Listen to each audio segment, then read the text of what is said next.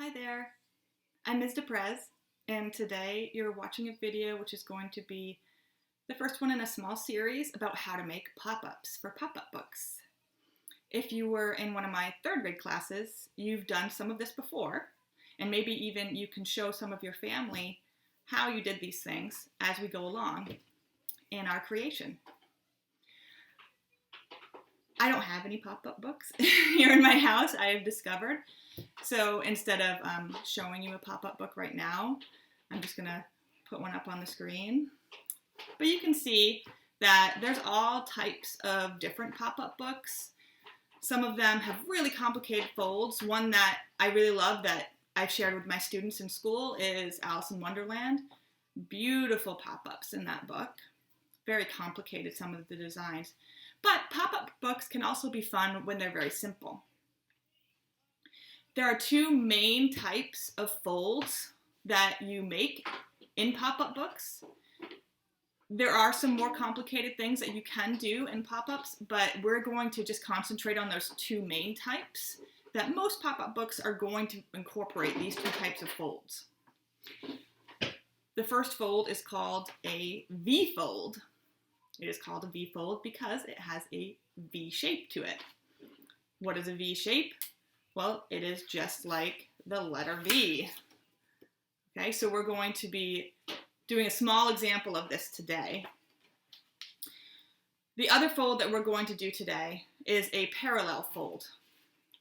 This one, my students, I think, had a little bit of a harder time with because of the word parallel and understanding what that means. Now, two things that are parallel are the same distance apart. So if it's two lines, they're the same distance apart and they'll never meet. So if I were making a picture here, I would make two lines just like this that never meet. And so they would go on forever and ever and they would never meet. Now if one of those lines was just a little bit off, you can see this line on top is eventually going to run into this other line. So it is not parallel.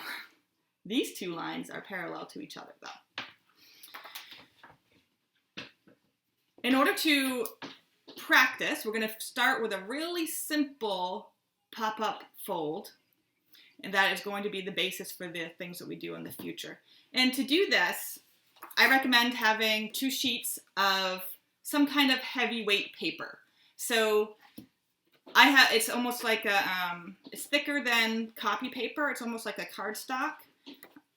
And I just have these 8.5 by 11 sheets that I cut up to make these. But construction paper or any sort of heavyweight paper, you can use plain copy paper if that's all you have. It just might be a little floppy.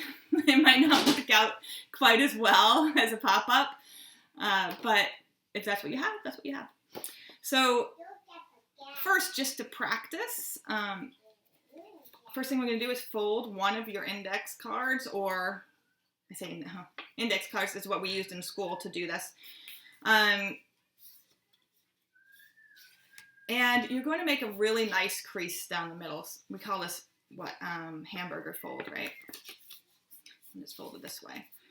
And I like to go back and forth and make that really nice crease along there. Sometimes I might use an object like the end of a pen to help flatten out an edge.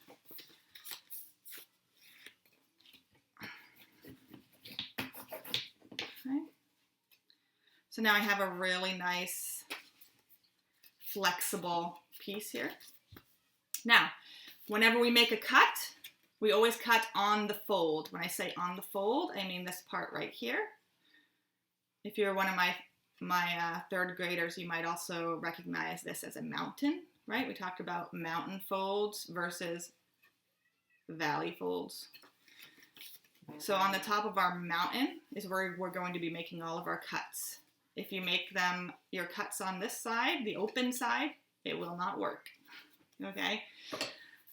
On the fold side here, I'm just going to make a cut about halfway. So I'm going to make a little line on here actually just so we can see exactly. I'm going to cut along there. And let me get this a little closer. So from my crease, cutting in a straight line.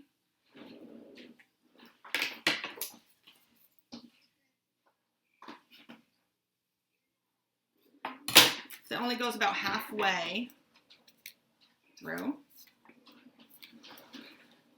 Once I have that cut there, so I have that, you can see that cut, and it's on the folded side, not on the open side, it's on the folded side. I'm going to make a small triangle fold, and let me get this close to you.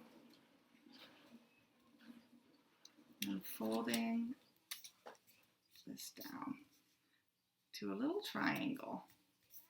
See how I have a triangle here? You can see like where it's cut out, and also this piece is like a triangle right here. I'm going to do this same thing with this piece as I did with my first fold. I'm going to go back and forth, and maybe I'm going to use my pen here to just make that fold nice and flexible. So when I open it, now this is where it gets a little bit tricky. If you know anything about origami, you will succeed very well in this. Basically, I'm just going to pop out, so I have like a book. You can see my triangle right in the middle. And I'm just going to pop out. I'm going to stick I stuck my thumb right through there, or you know, to help push that down. So let me do that one more time.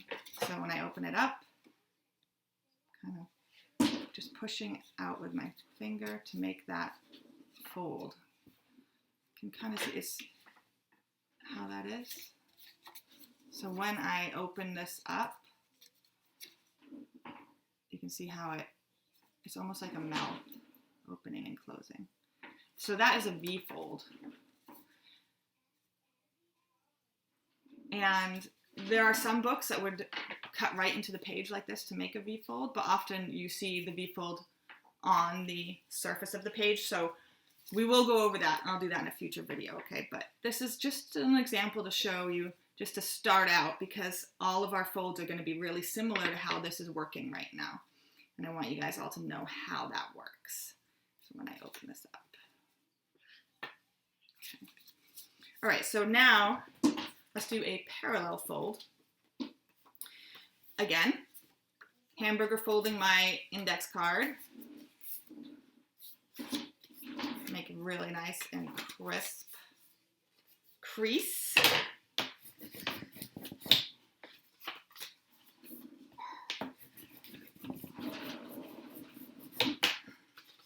Really good there. And this time, instead of making one cut, I'm going to make two cuts. So I'm going to make some lines here. Again, always cutting on the fold side. So the top of my mountain there, right?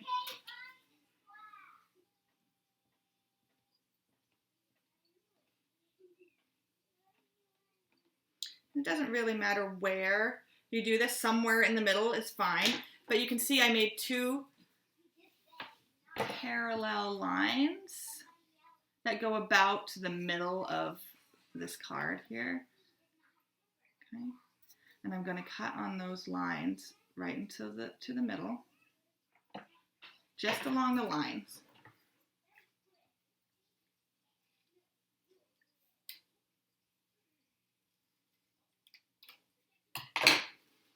So there we have, you see I cut it, almost looks like a big E. Okay. Remember, I cut on the crease side, not the open side, on the crease side. Now I'm going to fold this little square here.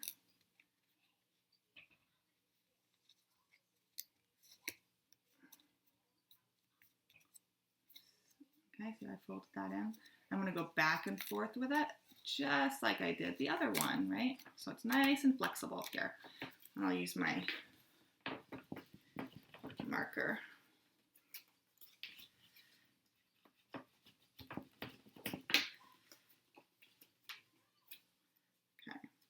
very similar to how I opened my other book. When I open this up, you can see you can kind of see the rectangle there in the middle. I just need to pop that out. See how I did that? Got the square here. I'm going to do this again so you can see. I'm going to do it from over here, a little different angle. Pop that through. If your creases are nice and flexible, it'll be really easy to do that. So now you can see sort of why it might be called a parallel fold, because of these parallel lines it took to make this, and how we made those two parallel lines to start, and then the shapes are parallel. So this plane is always going to be parallel to this plane in order for this to work properly. And this is how you'll see them in pop-up books. You're not always going to see them as the backbone of the page like this, but they'll be used throughout. You can maybe you can even picture right now how you might have an object on here that when you opened up, it might pop out. You can play around with that. I'm going to end this for now, and next time we'll work on making something with two pieces that comes out of the page rather than being built into the page like these. Just something for you to play around with to start, though. Thanks for watching today, and I will see you again soon.